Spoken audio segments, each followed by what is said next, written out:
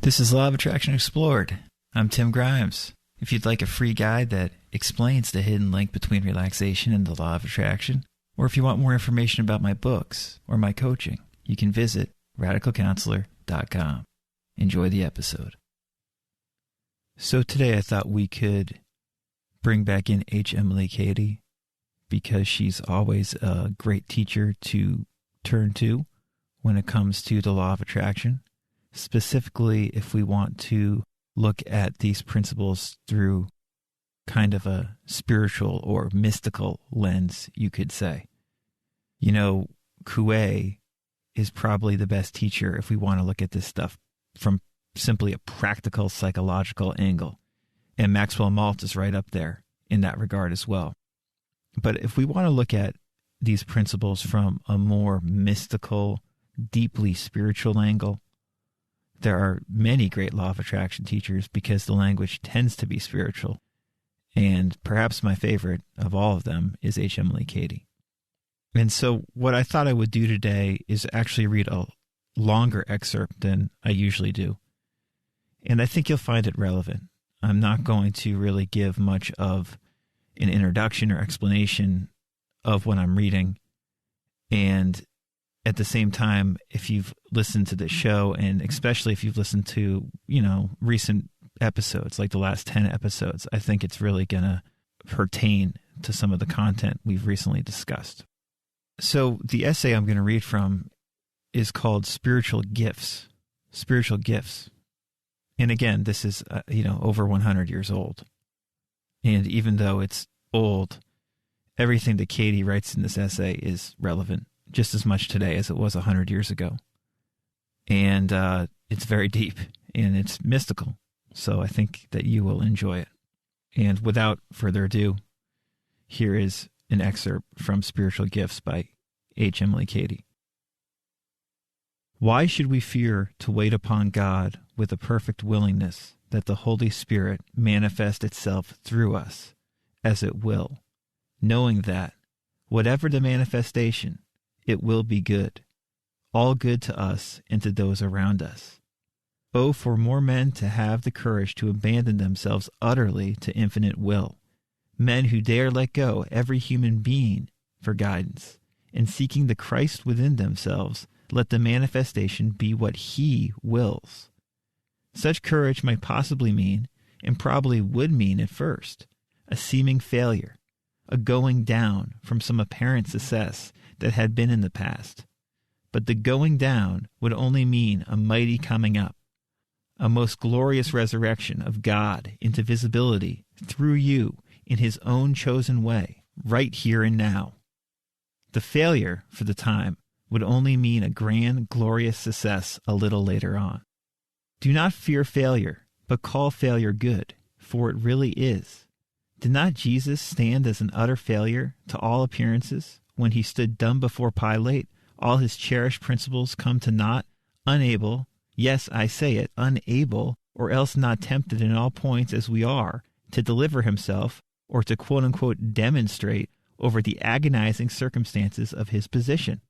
But had He not quote-unquote failed right at that point, there never would have been the infinitely greater demonstration of the resurrection a little later on.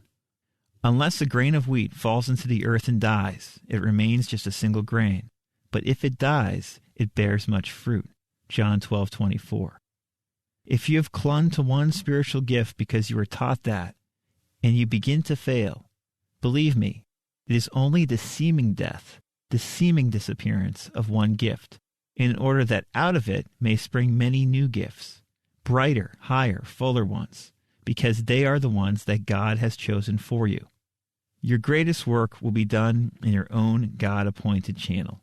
If you will let Spirit possess you wholly, if you will have the highest will done in you and through you continually, you will be quickly moved by it out of your present limitations, which a half success always indicates, into a manifestation as much fuller and more perfect and beautiful as is the new grain than the old seed, which had to fall into the ground and die.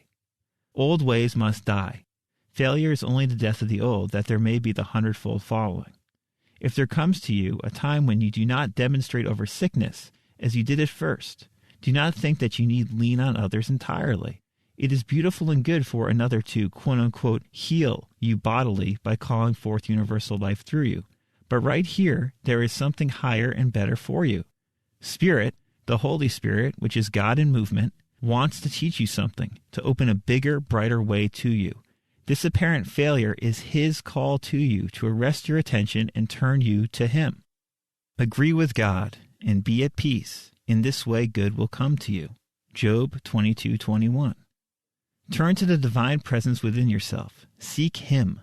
Be still before Him.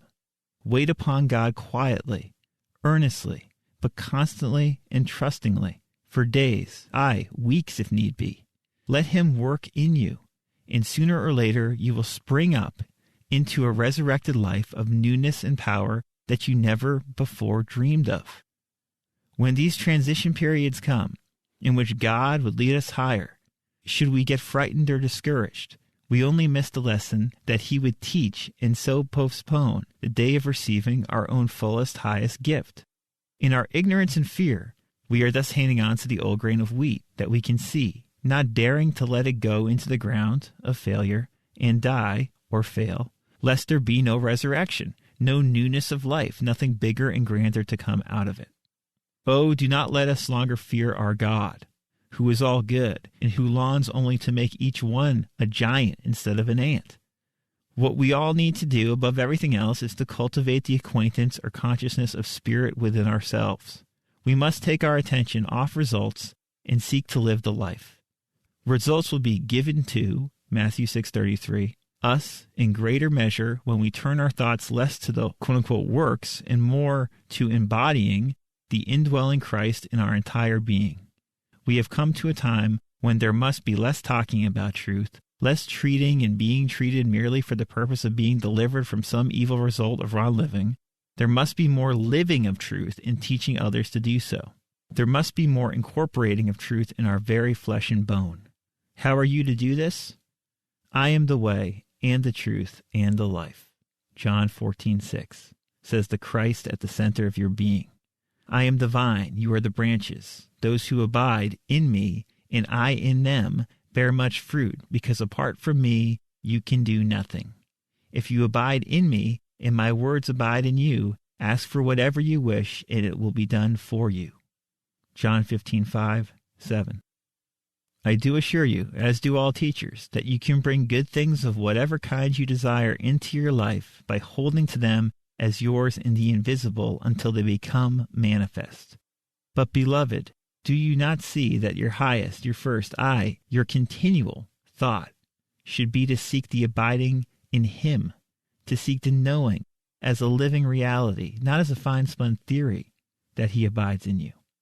After that, ask what you will, be it power to heal, to cast out demons, or even the quote-unquote greater works, John 14:12, and it will be done for you, John 15:7. There is one Spirit, one God and Father of all, who is above all and through all and in all. But each of us was given grace according to the measure of Christ's gift, Ephesians 4:6-7, in us. For this reason, I remind you to rekindle the gift of God that is within you, 2 Timothy 1:6.